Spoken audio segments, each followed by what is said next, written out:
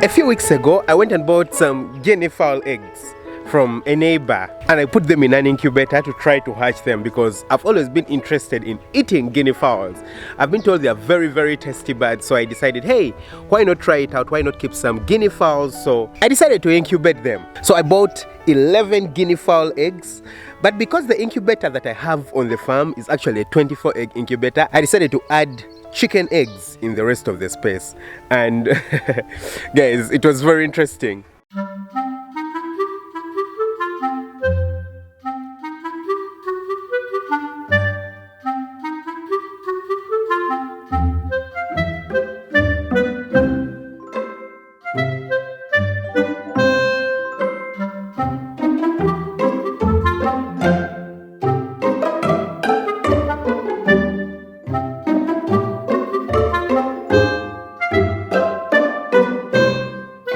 According to the books and the articles that I read, guinea fowls are supposed to hatch after 28 days. And then chickens, we all know, hatch after 21 days.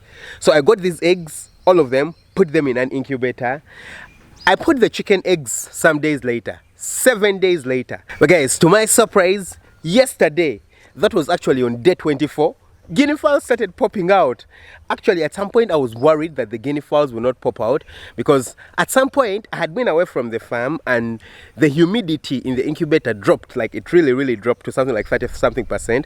Then someone added water without my instructions, which was actually a good thing because that would have been a terrible thing. But then they over added water, and so the humidity rose up to like 75% for most of the time. So by the time I came back after like 2 days, the humidity had been to over 75% for like 2 days. So at some point I knew these eggs are not going to hatch. Whoa guys, the eggs have hatched way earlier.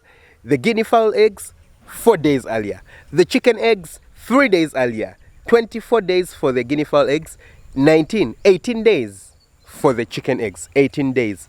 So I need to move them out because they said hatching yesterday. Some of them have really already popped out. I need to pick them out, go and put them in a brooder. So there's a place that I've already prepared for them as a brooder, and yeah, let's go pick them and take them, you know, for brooding.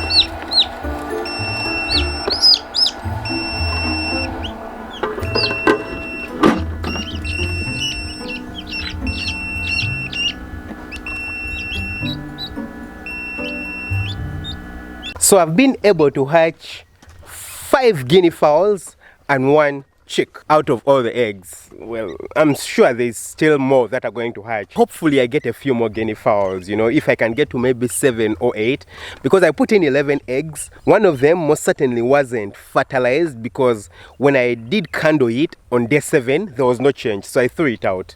So I remained with 10 eggs, and out of those 10, 5 have now hatched, and I've picked out 4 that actually did hatch yesterday, so they have dried out, their feathers are dry.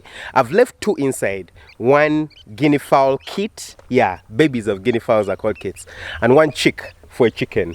I'm hoping that more are going to hatch maybe today and latest tomorrow, because I'm sure after tomorrow, if the others haven't hatched, I don't know if I should keep them in there, because these ones have hatched way earlier than they're supposed to hatch. So I've put them in a basin here, guys, because I had tried to put them in a box with wood shavings and they had said to peck on the wood shavings. I don't want them to eat the wood shavings, so I decided to put them in a basin. And so I know they're feeling quite cold, but well, I'm hurrying up. I'm trying to hurry up and take them to the brooder room where you're going to be brooding them from. The place is already warm. I made it warm, so I'm just going to put them in there, then give them water, and then maybe after 30 minutes or an hour I can give them some feed, you know, some pellets that we are using to actually feed our parent stock of chickens that we are also actually brooding at the moment. Lots of work going on the farm and very satisfying.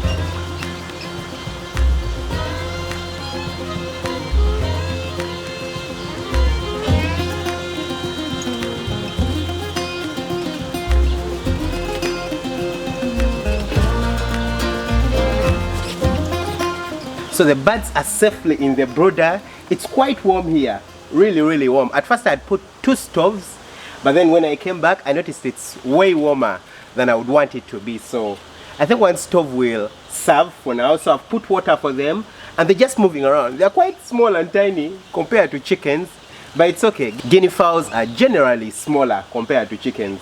I've dipped their beaks in water like you guys saw, so that they know where the water is, and I've put them down. They're just moving around. They seem a little bit scared, but that's fine. After about 30 minutes or an hour, when I think they have rehydrated themselves, I bring for them feed and put for them the pellets, so they eat the pellets. And guys, these guinea fowls are quite different from the conventional guinea fowls that we are all used to. Even this was the very first time I saw such guinea fowls. So when I moved looking for guinea fowls to buy, I thought I'd find the normal African guinea fowls that that we all see in the wild and we see on everyday farms. But when I went to the farm where the person keeps the guinea fowls, he told me, oh, we have different types and we have improved breeds of guinea fowls. I was like, whoa, improved. Yeah, they grow a little bit bigger and they are more adapted for domestication. So you do very little about preventing them to go away. As long as you feed them from home, they can always fly and come back. Unlike the wild guinea fowls that if I captured in here, I would have to take particular measures to make sure that they don't run away and go into the wild. So I have 2 different types. None of them is the usual type, yeah? So one of them, this is it guys. You can see that she has the normal guinea fowl hair on her back and head, but her chest, it's white. The chest is white and the back is white, and this is what she'll actually look like when she has matured. It's a good thing that I'm going to be sharing this with you guys, and so we shall follow her journey and their growth. I don't know if it's a he or a she, honestly I can't tell, but we shall follow their journey as they grow. I'm just learning, first time keeping guinea fowls. The other one is this. Looks like an albino, guys. Yeah, it's white in color, completely white in color, as you can see. And I was told these ones even grow bigger, they grow nicer.